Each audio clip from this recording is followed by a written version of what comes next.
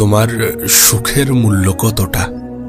না, তোমার কাছে একটা প্রশ্নের উত্তর জানার ছিল। তোমার কাছে একটা ছোট্ট প্রশ্ন ছিল, তোমার খুশির মূল্য কতটা?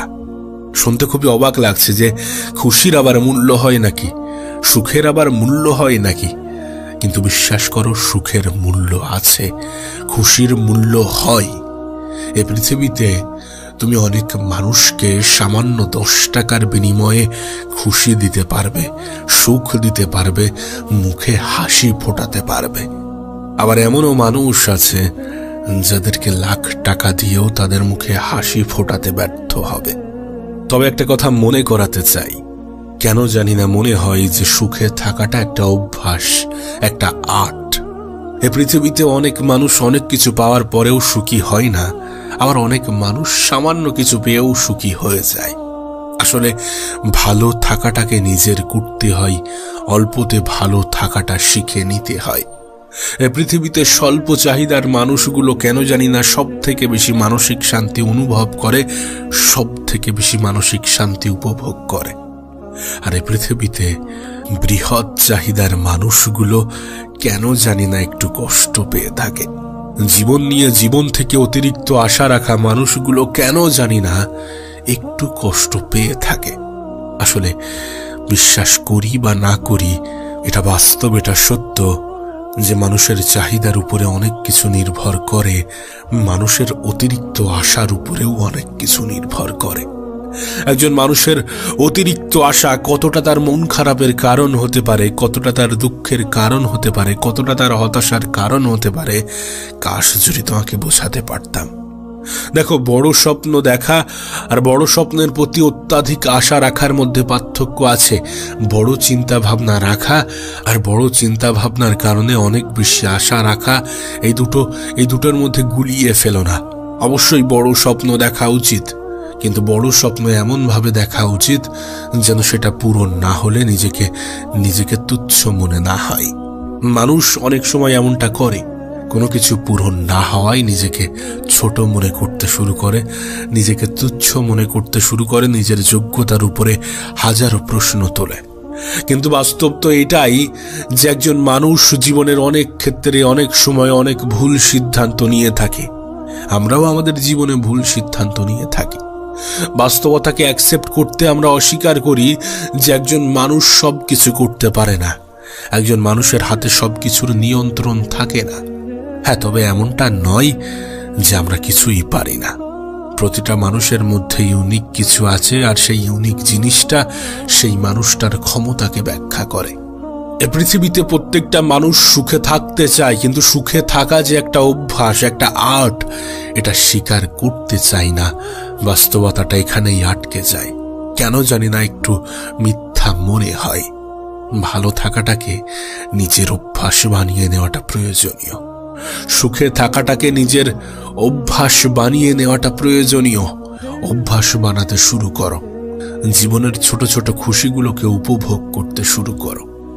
প্রতিটা মানুষের জীবনে ছোট ছোট খুশি আসে না।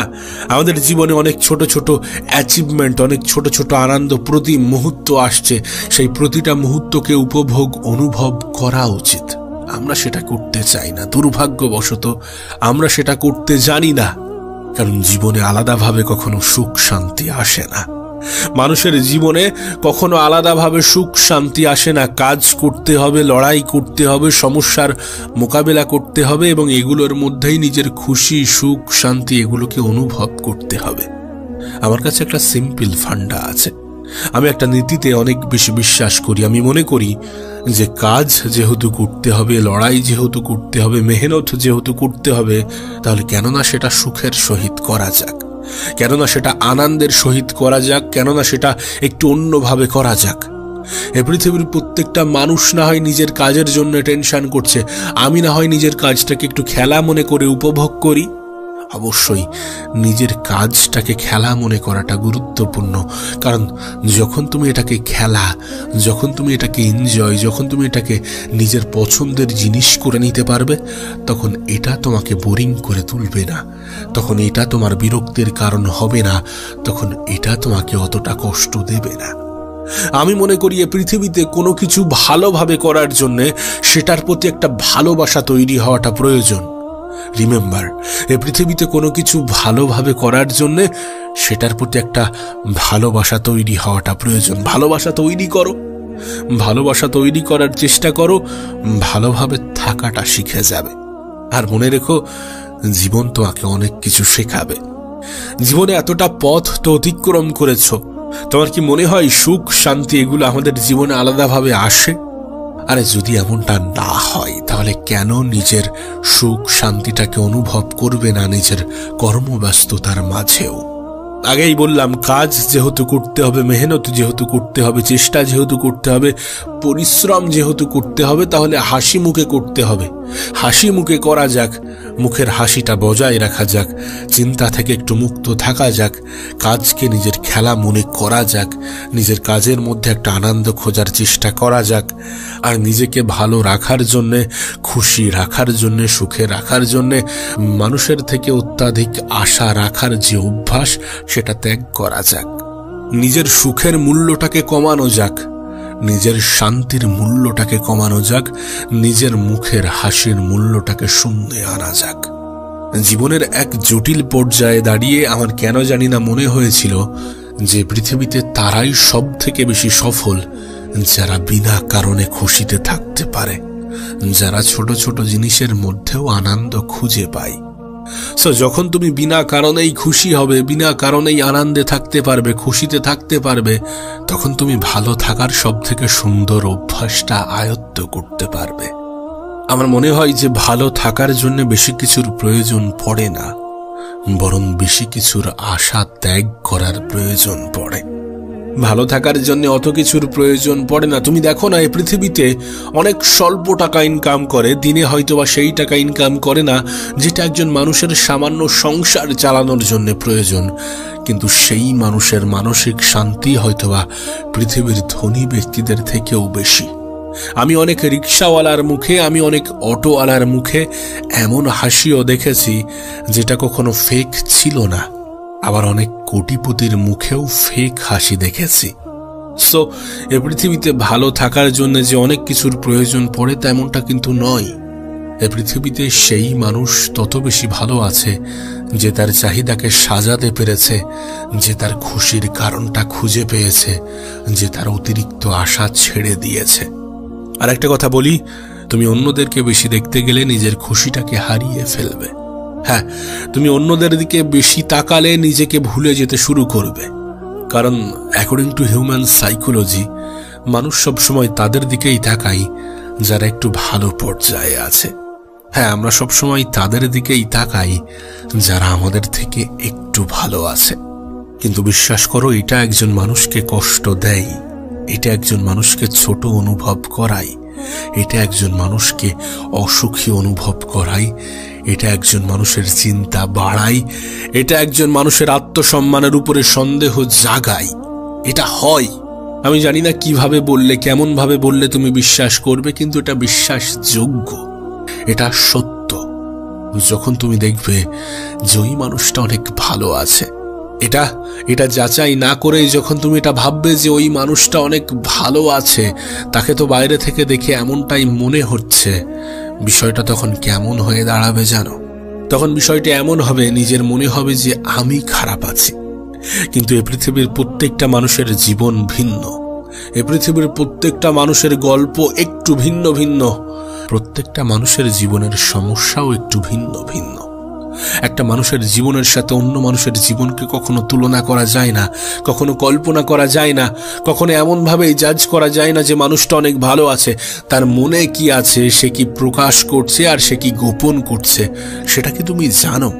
জেনে বসে আছো না? আমরা কেউই জানি না।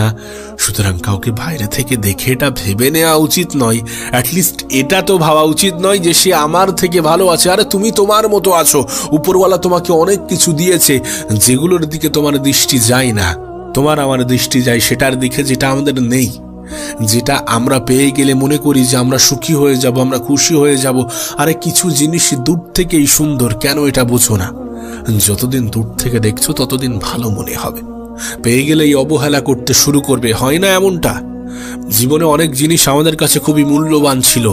আমরা মনে করতাম এই জিনিসটা পেয়ে গেলে খুব ভালো হবে, জীবনটা পরিবর্তন হয়ে যাবে। উপরওয়ালা আমাদেরকে সেই জিনিস দিয়েছেন আর আমরা অবহেলা করতে শুরু করে দিয়েছি।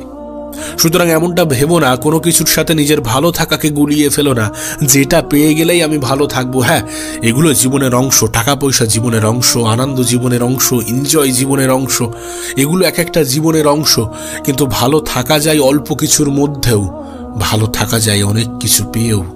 তুমি যদি অল্প কিছুতে ভালো থাকতে শিখে যাও তাহলে তোমার জীবনটা একটু আলাদা হবে, একটু অন্যরকম হবে। তুমি এ ভিড়ের অংশ থেকে নিজেকে দূরে সরাতে সক্ষম হবে। অল্পতে ভালো থাকাটা গুরুত্বপূর্ণ, অল্পতে খুশি থাকাটা প্রয়োজনীয়। নিজের সুখ, নিজের খুশি, নিজের মুখের হাসি, এগুলোর মূল্য একটু কমিয়ে আনাটা প্রয়োজন। জীবনে খুশি অনুভব করার একটা ছোট্ট টিপস তোমাকে দিতে চাই। আমার মনে হয় না আমাদের মধ্যে এমন কেউ আছে যাদের এটুকু সামর্থ্য নেই যে একজন অসহায় মানুষকে 20 টাকা দিতে পারবে না। আমি তোমাকে বলছি, কোনো এক অসহায় মানুষ, যে মানুষটা মানুষের কাছ থেকে ওই 2 টাকা 5 টাকায় আশা করে, সেই মানুষটাকে 10 টাকার খাওয়ার খাইয়ে আর 10 টাকা তার হাতে ধরিয়ে দিও। তার মুখের একটা সুন্দর হাসি বার হবে, যে হাসি নিঃসন্দেহে তোমার মানসিক শান্তির কারণ হয়ে উঠবে। কোনো অসহায় মানুষের মুখের হাসি অনেক সময় আমাদের মানসিক শান্তি দেয়, অনেক সময় আমাদেরকেও হাসতে বাধ্য করায়।